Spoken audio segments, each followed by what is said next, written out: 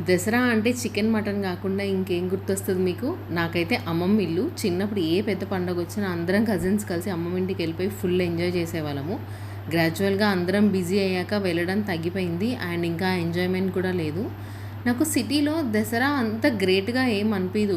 ఊర్లో అందరూ ఇంటికొచ్చి కాలు మొక్కి అసలు ఆ ఫీలే వేరే ఉంటది గదా! యాక్చువల్‌గా ఈసారి నేను దసరాకి మా అత్తయ్య వాళ్ళ ఇంట్లో ఉన్నాను. కొంచెం ఆ వైబ్ వచ్చింది నాకు మళ్ళీ ఆ ఊర్లో ఉండే వైబ్ దసరాకి. అక్కడ వరి వేశారనమాట పొలంలో. సో, అందరం అక్కడెళ్ళి కూర్చొని తిందాము అని రైస్, మటన్ అన్నీ వండేసుకొని అక్కడికెళ్ళి తిన్నాము.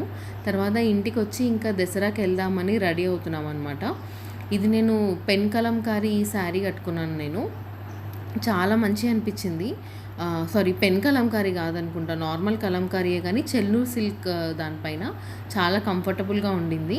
తర్వాత ఇంకా రెడీ అయిపోయి అందరం దసరాకెళ్ళాము.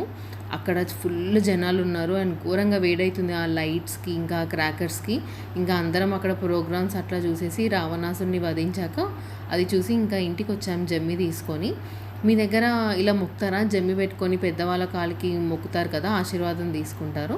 మీ దగ్గర ఉందా అలా? మా దగ్గరైతే చిన్నప్పటి నుంచి ఖచ్చితంగా మొక్కుతాం జమ్మి పెట్టి పెద్దవాళ్ళందరికీ. అండ్ చెప్పడం మర్చిపోయాను, మేము పొలం దగ్గర ఉన్నప్పుడు అక్కడికి పాలపిట్టొచ్చిందనమాట. చిన్నప్పుడు అది చూడ్డానికి వెళ్ళేవాళ్ళం అందరం, చాలా మంచిది అని. పాలపిట్టని విజయదశమి రోజు చూస్తే అన్ని విజయాలే కలుగుతాయి అంటారు కదా! మీకు తెలుసా అది? ఈసారి దసరా మాత్రం చాలా జరిగింది.